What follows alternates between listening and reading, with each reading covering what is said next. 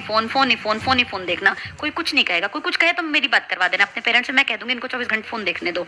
लेकिन अगर तुम पढ़े होगे तो, अब तुम फेल हो जाओगे, नंबर 0 आएंगे तो तुम्हारे माँ बाप तुम्हें खूब लतियाएंगे, खूब तुम्हें पीटेंगे। नंबर अच्छे ले आओ, कोई बोल ही नहीं सकता बेटा। माँ बाप पता है कब बोलते हैं? जब हम कमजोर होते हैं। अगर हम ताकतवर हो ना, पढ़ाई में नंबर पूरे लाते हो, माँ बाप कुछ नहीं बोलते बेटा। माँ बाप हमारे दुश्मन नहीं होते, लेकिन वो देखते हैं बेवकूफ पढ़ता नहीं है, गधा सोया पड़ा है, नालायक किसी टाइम किताब नहीं उठाता, तो वो गुस्सा करते हैं, चिल्लाते हैं तुम्हारे फायदे के लिए, ताकि तुम्हारे नंबर अच्छे आए। ये 1 महीना करके दिखा दो कि तुम कुछ कर सकते हो। अपने पेरेंट्स का फेथ गेन करो। 1 महीने इतनी मेहनत कर दो कि वो तुम पे विश्वास करें कि भाई ये। जब मेरी बेटी 10th में थी ना बेटा, तो 10th में सब बच्चे एक जैसे ही होते हैं। तो कई बार मैं देखती रात में 1 बजे उठ के जाती तो पढ़ रही होती थी।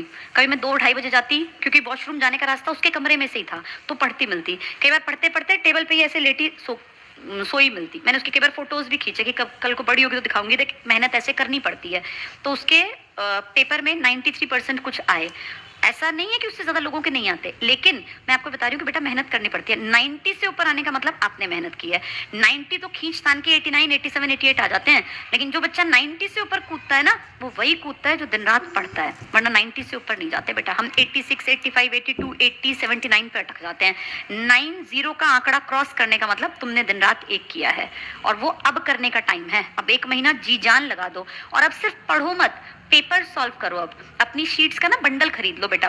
मैंने अपनी बेटी का भी यही कराया था। मार्केट में ना 30 रुपए के बंडल आते हैं, उसमें तुम्हारी ये पेपर जो वहां मिलेंगी ना शीट्स, वही की वही शीट्स होती हैं। मार्केट में 30 रुपए का बंडल, 2-3 बंडल ले लो, 100 रुपए खर्च कर दो। एक बंडल ले आए अपना, उसमें से रोज 4 पन्ने निकाले, अपना टाइम देखा घर पे। भाई 9 बजे बैठ गए हम रात में, 9 से 10, 11, 12 बजे तक तो नॉर्मल बच्चे जागते हैं। 9 से 12 मुझे डिस्टर्ब मत करो। एक मॉडल टेस्ट पेपर उठाया, पूरे का पूरा लिख के देखा, फिर लिख के देके यहाँ अपने टीचर से चेक करा लो कि मैम इसमें कोई कमी हो तो बता दो, सर कोई कमी हो तो।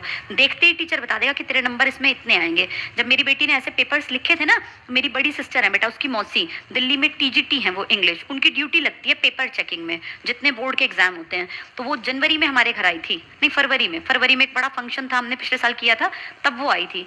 तो उन्होंने देखते ही उसके पेपर कहा था कि बेटा तेरे मार्क्स कटेंगे।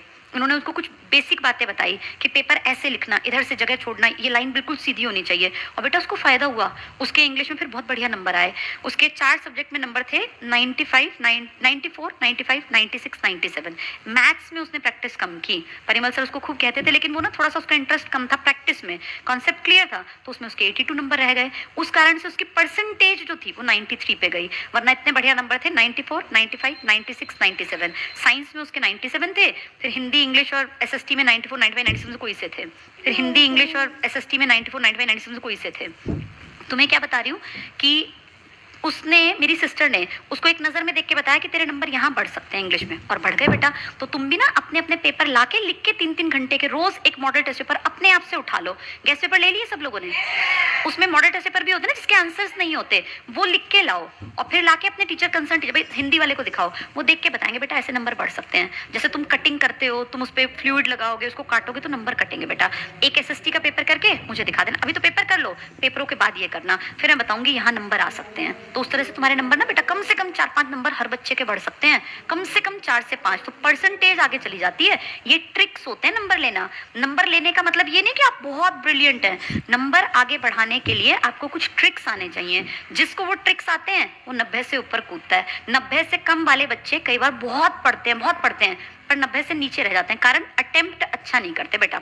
और तुम लोगों का अटेम्प्ट जितना अच्छा होगा ना, प्रेजेंटेशन जितनी अच्छी होगी दमदार, टीचर उतना फ्री हैंड से नंबर देगा, कटाई कट 5, 4, 5, 3 ऐसे नंबर।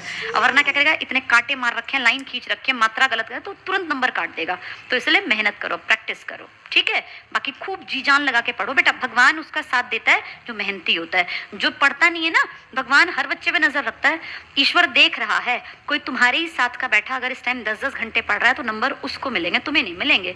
अब तुम अगर बैठ के पढ़ रहे हो तो ईश्वर की नजर तुम पे जरूर पड़ेगी और नंबर अपने आप आएंगे। नंबर अपने आप खींच के ले आते हैं हमारे पेपर, अगर पेपर दमदार हो तो। पेपर कमजोर है तो नंबर कहाँ से आएंगे बेटा, ठीक है। और अब तुम इतने बड़े हो बेटा, टीचर जो है ना तुम्हें हल्का सा बस सहारा दे सकता है। अब ये तैरने की एक बड़ा तालाब है ये, इसमें तुम्हें खुद तैरना है। टीचर नहीं हाथ पकड़ के हम किसी को तैराएंगे तो वो हमें डुबो देता है। अब किसी का सहारा मत लो, अब अपने आप दोनों हाथों से अपनी जो ये ना मुश्किलें इनको दूर हटाओ। जो सब्जेक्ट नहीं आता उस पर खूब प्रैक्टिस करो ताकि तुम आगे निकलो, ठीक है। हर कोई बच्चा आगे बढ़ सकता है बेटा। पढ़ाई कोई ऐसी चीज नहीं है, इंसान से ऊपर थोड़ी है पढ़ाई। हमने ही तो पढ़ाई बनाई है, इंसान नहीं ना, तो हमसे ऊपर नहीं है पढ़ाई। हम पढ़ के आगे निकल सकते हैं और हर बच्चे को भगवान ने दिमाग दे रखा है, ठीक है। ऑल द बेस्ट, बढ़िया करो। और टीचर से डांट मत खाया करो बेटा, बड़े हो गए तुम लोग। अब तुम अपने आप को मानो 11वीं में आ गए हैं। कोई टीचर आके तुम्हें डंडा मारे, कोई बेइज्जती करे तो गलत बात है। अब तुम स्मार्ट, इंटेलिजेंट, एक्टिव, ठीक है। चलो।